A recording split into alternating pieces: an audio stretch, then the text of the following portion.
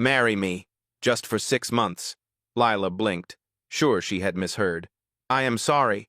What did you just say? 2. The millionaire proposed a fake marriage to save his company but lost his heart instead. Hello everyone, before we begin today's story, I have a small favor to ask. Please hit subscribe and turn on the notification bell so you never miss our channel's new videos. It is quick, free, and the best way to support us in bringing you more dramatic stories. Your support means the world to us. Where are you watching from? Drop your city or country in the comments below. Thank you very much. Now, let us return to our main character.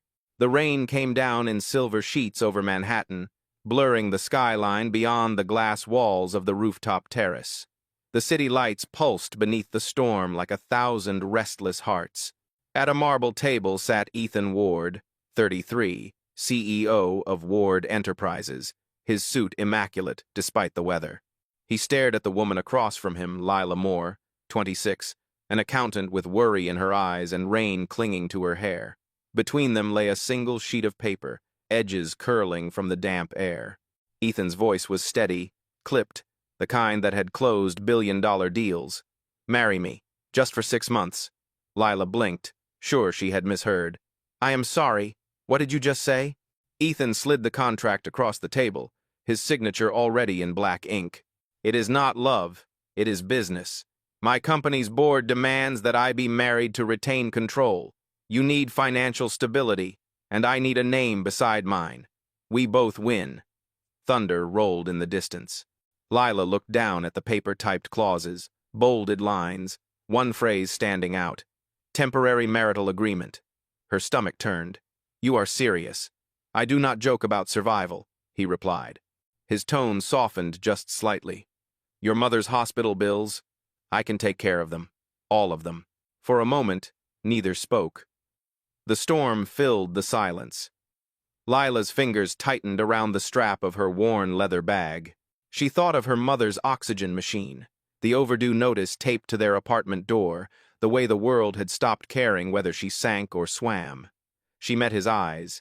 They were cold, calculating, but behind them, something flickered. Exhaustion, maybe. Loneliness. What happens after 6 months? She asked quietly. Ethan leaned back, his expression unreadable. We end it.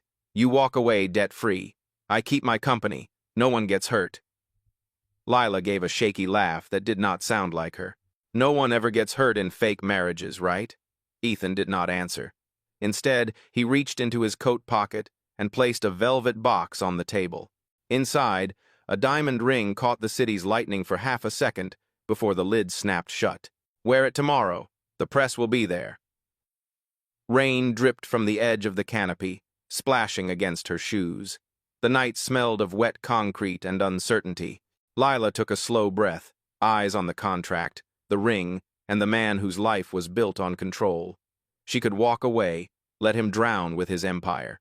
Or she could save her mother and herself for a price she could not yet measure. Her voice came out barely above a whisper. All right, Mr. Ward. You have a deal. Ethan nodded once. Good. My driver will pick you up at 8. He stood, gathering the papers, the stormlight tracing the sharp lines of his face. For a fleeting second, his eyes softened as they met hers again. You will not regret this, he said. But as Lila watched him disappear into the rain, she could not shake the feeling that one of them would. The next morning, the storm had passed, leaving the city washed clean beneath a pale gray sky. From the floor-to-ceiling windows of Ward Enterprises, the skyline shimmered in streaks of gold. Inside the conference room, Lila sat, stiffly at one end of a long glass table, hands folded in her lap. She wore a borrowed beige dress, her hair pinned into an updo that still felt foreign. The diamond ring on her finger caught the light, heavy with meaning she did not understand. At the opposite end, Ethan Ward flipped through a folder, his movements precise, detached. The faint hum of the air conditioner filled the silence between them. Finally, he looked up, his tone clipped but not unkind. From today on, you are Mrs. Ward in public. Appear confident. Smile when necessary, speak little when not. The media will be watching. Lila tried to steady her voice. And in private? In private, he said, setting the folder aside. You are free to live your life. The penthouse staff has been briefed. They will treat you as Mrs. Ward. Use the black card for personal expenses. Keep receipts. My assistant will handle logistics." It sounded less like a marriage and more like a job orientation. She nodded slowly. Understood. For a second, something softer flickered in his eyes. "You do not have to look so terrified. You are not walking into a trap. Just a partnership." Lila gave a faint smile that did not quite reach her eyes. "Partnership. Right." The door opened, and a tall woman in her 40s entered, holding a digital tablet. "This is Claire, my executive assistant," Ethan said. "She will coordinate our schedule." Claire smiled politely at Lila, the kind of professional smile that hid 100 questions. "We have the announcement event at the Langford Hotel tomorrow evening. The press expects a photo call." Ethan nodded. "Make sure her wardrobe is handled. Something understated, elegant." Lila looked down at her simple dress and felt heat rise in her cheeks. Claire's eyes softened. "Do not worry. We will make sure you shine, Mrs. Ward." After the meeting, Ethan walked her to the private elevator. The air between them felt fragile, filled with words neither dared to speak. When the elevator doors closed, she turned to him. "You really think this will work?" "It has to," he said quietly. "Without a stable image, the board will move to remove me. Ward Enterprises is already bleeding." Something in his tone, fatigue, maybe fear, broke the edge of his composure. Lila found herself asking, "Why does it matter so much to you?" He looked at her for a long moment before answering. "Because this company is all I have left of my father. He built it from nothing. I will not watch it fall apart." The elevator chimed softly as they reached the top floor. He stepped out first, holding the door. "You should rest. A car will pick you up at 8 tomorrow." She hesitated, then asked, "And after tomorrow?" His jaw tightened. "Then the performance begins." That night, the penthouse felt like another world. The marble floors reflected the city lights. A housekeeper showed Lila to a guest room bigger than her entire apartment. She stood by the window, staring down at the river glowing with reflections. On the bedside table lay a white envelope embossed with silver letters, "Ward Enterprises Gala, attendance mandatory." She traced the letters with her fingertip, her mind spinning. 6 months of pretending. 6 months of playing wife to a man she barely knew. Across town, Ethan sat alone in his home office, jacket discarded, sleeves rolled up. He stared at a framed photograph of his father, shaking hands at the company's groundbreaking ceremony. The empire now balanced on lies, contracts, and an arrangement he could barely justify. He exhaled slowly, pinching the bridge of his nose. "Just business," he muttered. But even as he said it, he knew it was no longer that simple. Outside, the city kept breathing neon lights, traffic, life moving on. Yet for both of them, the clock had already started counting down to the moment when pretending would no longer be enough.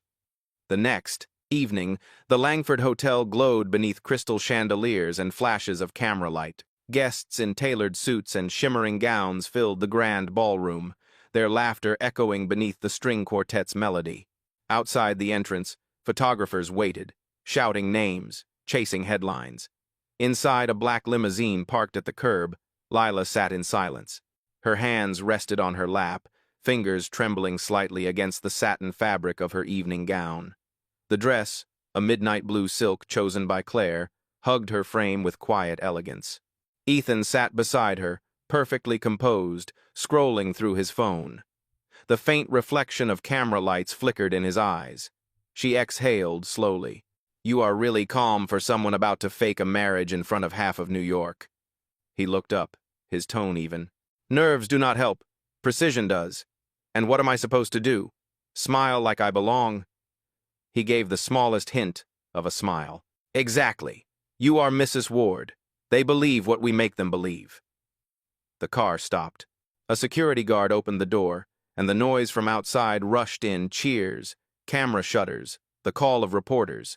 Ethan stepped out first, offering his hand. His touch was firm, steady, like a signal. Lila took it, her heart pounding as she stepped into the blinding lights. "Mr. Ward, over here! Who is the new Mrs. Ward?" Is it true the wedding was private? They moved together, synchronized by necessity. Ethan placed a protective hand at her back, guiding her through the flashing lights toward the marble staircase. The cameras loved it, the confident CEO and the mysterious woman beside him. Inside, the ballroom shimmered in gold and champagne tones. A large banner read, "Ward Enterprises Annual Gala." Waiters glided past with trays of champagne, and everywhere Lila turned, faces stared, curious and calculating. Ethan leaned close enough for only her to hear. "Remember what I said? Breathe. Smile. Speak when spoken to." She nodded, trying not to let her nerves show. "Yes, Mr. Ward." He glanced at her, a flicker of amusement in his eyes. "Ethan. Tonight, you should call me Ethan." As they entered the spotlight for the press announcement, he guided her toward the podium. His hand never left hers. The CEO, who had once seemed carved from marble, now looked almost human. "Ladies and gentlemen," Ethan began, his voice carrying across the ballroom, smooth and confident. "Thank you for joining us tonight.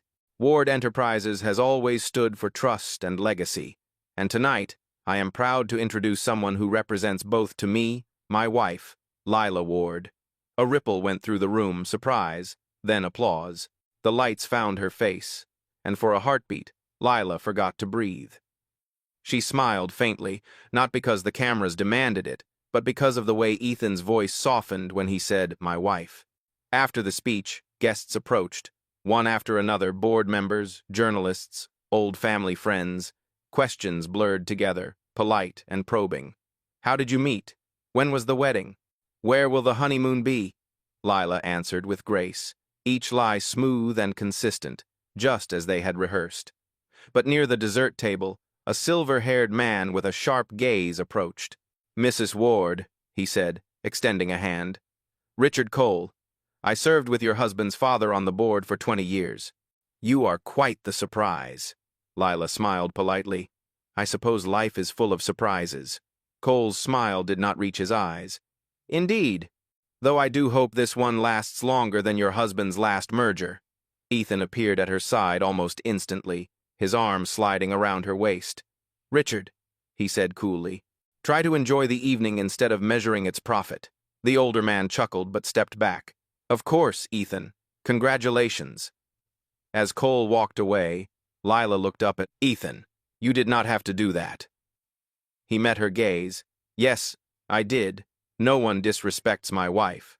The words hung in the air between them, heavier than the applause. Lila looked away, unsure why her chest felt tight. Later that night, after the final photographs and the endless smiles, Ethan walked her to the car. The streets shimmered with reflections of neon lights. "You did well tonight," he said quietly. She gave a tired laugh. "You mean I survived? Better than most would." He opened the car door for her. "Rest. Tomorrow, we start the real act." As the limousine pulled away, Lila glanced back through the window. Ethan stood on the hotel steps, the city lights painting his silhouette against the dark. She could not tell if he looked like a man who had won or one who had just started losing something he could not name. The following week blurred into a rhythm Lila had never known before. Mornings began with fittings, etiquette lessons, and media briefings. Evenings ended in glittering events filled with strangers who smiled too wide and spoke in rehearsed compliments. Claire's team transformed her wardrobe, speech, and posture. She learned how to walk beside Ethan without looking overwhelmed, how to hold a glass without trembling, how to nod at questions without revealing too much. The city, once a place of anonymity, had turned into a stage, and she was learning her lines one headline at a time. Ethan, meanwhile, seemed to exist in two versions, the businessman in the boardroom and the husband in public. He was polite, perfectly composed, never unkind but always distant. He spoke to her between meetings only when necessary, and yet, when cameras flashed, his hand found her waist as if it belonged there. One afternoon, Claire walked into the penthouse with a garment bag and an agenda. "Tomorrow is the charity luncheon at the Metropolitan Hall," she said, handing Lila a folder of talking points. "Smile, thank the donors, and let Ethan do the speaking." Lila nodded, flipping through the notes. "I understand." Claire paused, then smiled gently. "You are doing well. Better than anyone expected. Better than Ethan expected? The assistant hesitated before replying. Especially him. That night, Lila stood on the balcony overlooking the Hudson River. The city lights shimmered below, the cool wind tugging at her hair. She thought of her mother back home, finally resting without fear of another hospital bill. For the first time in years, she had money in her account, food in the fridge, safety. But peace still felt far away. Behind her, the sliding glass door opened. Ethan stepped out, sleeves rolled up, his tie loosened. He held 2 cups of coffee. "You have been on this balcony for almost an hour," he said, handing her one. "Are you thinking about running away?" She smiled faintly. "If I was, I would not tell you." He chuckled, a quiet, low sound that surprised her. "Fair." For a moment, they stood in silence, the wind carrying the hum of distant traffic. Lila studied him from the corner of her eye, the tired lines beneath his eyes, the weight on his shoulders that even a $1,000 suit could not hide. "Why did you really ask me?" she asked softly. "You could have chosen anyone from your world, someone who fits." He stared at the skyline for a long moment before answering. "Because everyone in my world has a price." "You did not." Her breath caught. "You do not even know me." "I know enough," he said quietly. "You did not take the money for yourself. You took it for someone else. That tells me everything I need to know." The honesty in his voice unsettled her more than the lie they lived. She looked away, pretending to sip her coffee. "You think that makes me noble?" "I think it makes you real." The next day, at the charity luncheon, the performance continued. Cameras flashed, journalists asked about their married life, and Ethan delivered polished answers. When one reporter pressed too hard, hinting that the marriage had been sudden, Lila smiled gracefully. "Sometimes," she said, "life does not ask for permission before it changes." The crowd laughed, charmed. Ethan glanced at her, a trace of surprise in his expression. Later, in the car, he looked over from the driver's seat. "That line about life not asking permission, where did that come from?" She shrugged. "From surviving." He nodded, the corner of his mouth lifting slightly. "I liked it." That night, when she returned to her room, she found a small envelope on her vanity. Inside was a handwritten note in Ethan's precise, clean handwriting. "For tomorrow's dinner, wear something red. You will stand out in the best way." It was simple, unsigned, but something in it felt strangely personal. She placed it carefully inside her jewelry box, beside the fake wedding ring that sparkled under the lamplight. And for the first time since she had signed the contract, Lila realized the impossible line between duty and emotion was beginning to blur. The following evening, the penthouse was alive with quiet urgency. Stylists moved like shadows, steaming dresses, arranging hairpins, polishing cufflinks. Tonight was not just another gala, it was the annual Ward Enterprises board dinner, a night where appearances meant everything. For Ethan, it was a test. For Lila, it was survival. Claire entered the room with her tablet in hand. "The guests have started to arrive. Mr. Ward is waiting in the foyer." She gave Lila a once-over and smiled. "Red suits you. Remember, confidence and silence will take you further than words tonight." Lila nodded, smoothing her gown. It was the first red dress she had ever owned, elegant but not loud, with a neckline that caught the light like liquid fire. As she stepped into the marble hallway, Ethan turned toward her. For a heartbeat, his usual composure slipped, his eyes softened, then he quickly masked it with a polite smile. "You look prepared," he said. "Prepared is better than terrified," she replied. He offered his arm. "Then let us be convincing." They entered the ballroom together. The room hushed for a second, and Lila felt every gaze turn toward them. The board members, investors, and executives, people who measured worth in profit margins, now whispered behind champagne glasses. Ethan guided her to their table near the front. "Remember," he murmured, "this crowd respects control. Never let them see fear." "I learned from the best," she whispered back. The dinner began with speeches, handshakes, and subtle power plays hidden behind laughter. Lila smiled when necessary, nodded at names she did not know, and listened as Ethan delivered his address about the company's expansion. His voice was strong, confident, the kind that filled a room. When he finished, the applause echoed through the hall. A silver-haired board member, Richard Cole, again rose from his seat, glass in hand. "To Mr. Ward and his beautiful wife," Cole said smoothly, his tone just shy of mockery, "it is refreshing to see the company finally embracing family values." The crowd chuckled. Lila felt her stomach tighten. Cole continued, his eyes fixed on her. "Tell us, Mrs. Ward, how did you capture our young CEO's heart? Surely not through balance sheets." The laughter grew louder. Ethan's jaw tightened. Lila felt heat rush to her face but managed a steady smile. "Actually," she said calmly, "I believe hearts are not captured, they are earned. And if you had the pleasure of working with your CEO every day, you would understand why." The table went silent for a moment. Then someone clapped, followed by a wave of applause. Cole's smirk faltered. Ethan turned toward her, an unreadable expression crossing his face. After dinner, as guests mingled near the stage, one of the waiters stumbled, sending a tray of wine glasses crashing near the head table. The sound shattered the calm. Without thinking, Lila knelt to help the waiter, gathering shards while others stepped back. The cameras clicked an unscripted moment of grace. Ethan was beside her in seconds, helping her to her feet. "You do not need to do that," he murmured. "Neither do you," she replied.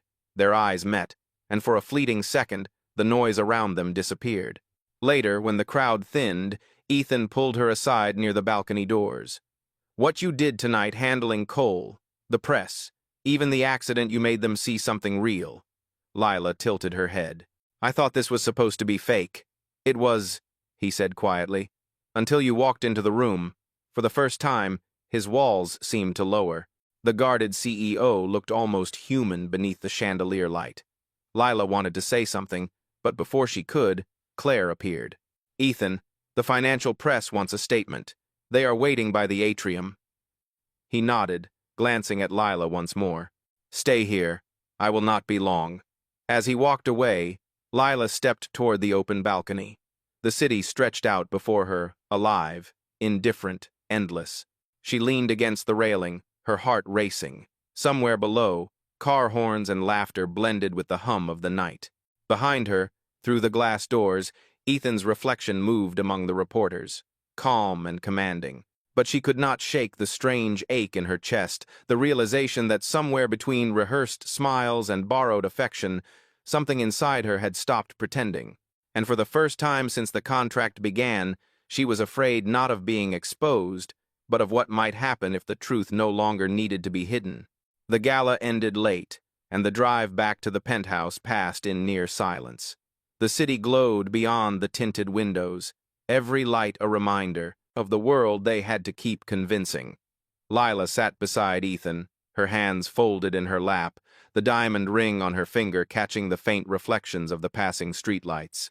When they arrived, the elevator carried them straight to the top floor. Ethan loosened his tie, running a hand through his hair, the exhaustion of the evening finally showing. "You handled yourself well tonight," he said quietly. "Better than some of my own executives." Lila smiled faintly. "Maybe because I do not have to fake who I am." He turned to her, an eyebrow raised. "Do you think I do?" She hesitated. "I think you spend more time pretending than anyone I have ever met." Ethan let out a soft laugh, but it did not reach his eyes. "Pretending is how you survive in my world. Then maybe your world needs fixing," she said, her voice gentle but firm. He studied her for a long moment, then looked away. "You really believe people can change, do you not?" "I believe they have to," she replied. "Otherwise, what is the point of all this?" The conversation lingered in the air long after they fell silent. Ethan walked toward the balcony, opening the glass doors.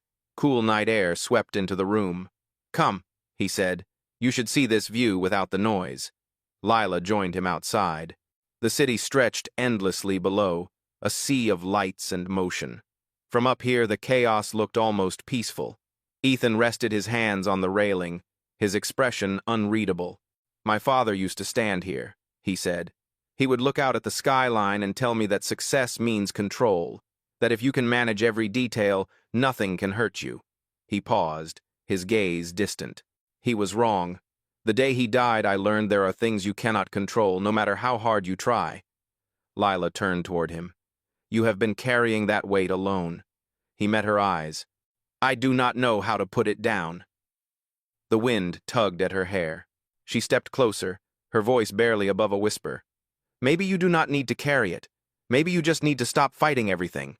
For a moment, he said nothing. The city hummed below, the lights shimmering across his face. Then he spoke, softer than before. You make it sound easy. It is not, she said. But it is possible. Ethan looked at her then, really looked. The usual hardness in his eyes was gone, replaced by something raw and uncertain. You are not supposed to matter this much, he murmured. Her heart stuttered. Neither are you. He reached out as if to brush a loose strand of hair from her face, but stopped himself halfway. They stood frozen, the distance between them suddenly fragile, electric. The storm that had started as pretense was becoming something real neither of them had expected. He stepped back, clearing his throat. You should rest. Tomorrow will be busy. Lila nodded, though her pulse still raced. Good night, Ethan. Good night, Lila. She turned and walked toward her room but paused in the doorway. You do not have to keep being the man everyone expects you to be, she said softly. You just have to be the man who told me the truth tonight. Ethan did not answer. He stood by the railing, watching her reflection fade from the glass. Long after she was gone, he remained there, the city still alive beneath him. For years, he had built his life on contracts, numbers, and promises made on paper. But as the night stretched on, he realized the most dangerous promise was the one his heart had already made without his consent. Inside the penthouse, Lila sat on the edge of her bed, the city's glow spilling across her face. She took off the ring, setting it beside Ethan's handwritten note, the one that said, "Wear something red." Her hand lingered over it for a moment. She whispered into the quiet room. This was never supposed to feel real. But it did. And somewhere between obligation and truth, both of them were beginning to lose the parts of themselves that had once felt safe. The morning came too quickly. The first thing Ethan saw when he stepped into his office was a headline flashing across every business screen in the city. Fake marriage scandal at Ward Enterprises, sources reveal, contract behind CEO's wedding. His stomach dropped. On his desk, a printed copy of the article waited, highlighted and circled by someone on the board. Beneath it, another headline. Anonymous insider confirms. The marriage was a corporate strategy. Claire entered quietly, holding her tablet. Her voice was tight. The press will not stop calling. The shareholders are panicking. The board has demanded an emergency meeting in 1 hour. Ethan closed his eyes, his jaw tightening. Who leaked it? We do not know yet, she said carefully, but they claim to have a photo of the original contract. Across the city, Lila's phone buzzed non-stop. Messages from unknown numbers flooded her screen reporters, gossip blogs, angry strangers. The story had gone viral in less than an hour. Gold digger, fraud, actress. The words burned into her eyes. When she arrived at the office, security guards blocked her from entering the elevator. Mr. Ward is in a closed meeting, one said. He left orders not to let anyone in. Her chest tightened. She took a step back, confusion and shame crashing together. Upstairs, the boardroom was chaos. The members demanded answers, their voices sharp and overlapping. Was the marriage real? Did you pay her? Do you understand what this has done to our stock? Ethan stood at the end of the table, silent until the noise faded. You think I planned this? He said quietly. You think I would risk everything just to keep a title? Richard Cole leaned forward, smirking. Whether you meant to or not, you made us all look like fools. The only way to contain this is to remove you as CEO. The words hit like a blow. Ethan clenched his fists but said nothing. Later that afternoon, he found Lila waiting outside the building. Her face was pale, eyes red from crying. They will not let me in, she said. Is it true? Are they saying you paid me to marry you? He exhaled, his voice heavy. They have proof of the contract. Her expression shattered. You said no one would ever see it. I do not know how they got it, he said, reaching for her arm. Lila, you have to believe me. She pulled away. I believed you, Ethan. I believed this was more than paper. He took a step forward, but she shook her head, tears streaking her cheeks. "You said it was just business," she whispered.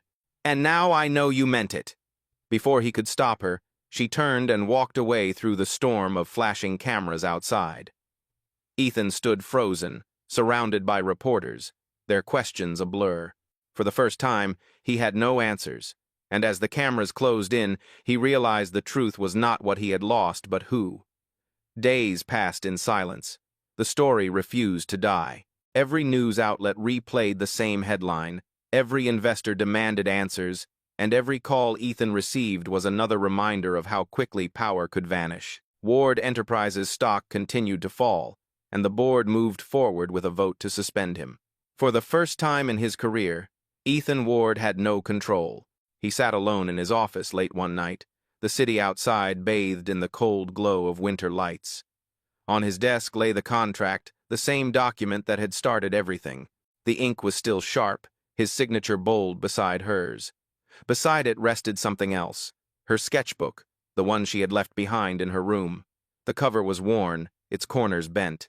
He opened it and saw pages filled with pencil drawings, portraits of him, not the CEO, not the perfect image from magazines, but the tired, human version she had seen when no one else had looked close enough. A folded note slipped out from the back. It was her handwriting. "You do not need to be perfect, Ethan. You just need to be honest." He sat there for a long time, the city humming beneath the glass. Then, with a sudden clarity, he knew what he had to do. The next morning, Ward Enterprises held a public press conference. Cameras flashed as Ethan stepped up to the podium, the contract in one hand, her sketchbook in the other. His voice was steady but stripped of its usual polish. "I built this company on control," he began. "But somewhere along the way, I forgot that control without integrity means nothing. The contract you have all seen is real. I wrote it. I asked her to marry me to protect this company. But what you do not know is that she never took the money I promised her. She stayed because she believed in something I did not, honesty." The room fell silent. The flashes slowed. Ethan continued, his tone soft but unwavering. "I love her, not because she saved the company, because she reminded me that power without purpose is just fear in disguise." He placed the sketchbook on the podium and stepped back, allowing the cameras to capture the drawing of his face, the one Lila had sketched. "Ward Enterprises will continue under new management. I accept full responsibility. But before I go, there is one last thing I want to make clear. The marriage may have started as fake, but my feelings never were." The press erupted in noise, but Ethan did not stay to hear it. He walked off the stage, his steps slow, deliberate. For the first time, the man who had always lived by contracts had torn one up not with ink, but with truth. Somewhere across the city, Lila watched the broadcast from a small cafe window. When he said her name, she froze, tears welling in her eyes. He had chosen honesty, and in doing so, he had finally set them both free. A year later, New York glowed beneath a soft, spring rain. The Ward Enterprises building stood taller than ever, now bearing a new name on its bronze plaque, the Moore Foundation for Integrity. The company that once symbolized control had been reborn under a new purpose, funding education for underprivileged youth and supporting ethical leadership programs. Inside the rooftop hall where their story had begun, guests gathered for the foundation's first anniversary gala. The chandeliers cast a golden light across the room, and soft jazz filled the air. At the center of it all, Lila Moore moved with quiet grace, her red gown a mirror of that night long ago. She smiled as she greeted donors and volunteers, her eyes calm and confident. Across the room, Ethan watched her from a distance. He had returned to the company months ago, not as CEO, but as a board advisor. The scandal had faded, replaced by respect for his public honesty and his decision to step down. Yet even now, as the room buzzed with conversation, his attention stayed fixed on her. When their eyes met, she paused, her breath catching for just a second. He made his way through the crowd, stopping in front of her with that same quiet composure he had carried the night they first met. "Congratulations," he said softly. "The foundation looks incredible. You made it happen." She smiled. "We made it happen. You gave me the chance." He shook his head. No, Lila, you gave me one. There was a pause, a tender silence that carried everything they had not said in months. Finally, she spoke. So, what brings you here, Mr. Ward? Another business proposal? Ethan smiled faintly and reached into his pocket. When his hand emerged, it held a small velvet box. He opened it to reveal a ring, simple, real, glinting under the golden lights. This time, he said, his voice steady, no contracts, no signatures, just a promise. Her eyes filled with tears, but she laughed softly. Are you sure you can handle something without terms and conditions? He took her hand gently. I can handle the truth. And the truth is, I love you. The room around them faded as he slid the ring onto her finger. Applause rippled through the hall, but neither of them looked away from each other. Ethan whispered, You once told me life does not ask for permission before it changes. I think I finally understand what you meant. Lila smiled, her voice trembling but certain. Then let us stop asking permission and start living. He leaned in, and the crowd seemed to vanish. Outside, the rain fell softly against the glass walls, the city glowing below like 1,000 witnesses to a new beginning. For the first time, there were no deals, no lies, no debts, just two people who had finally chosen love over power and truth over fear. The camera of life pulled back on the image of them standing together beneath the golden lights, the skyline stretching wide behind them, a quiet promise hanging in the air. This time, it was for real.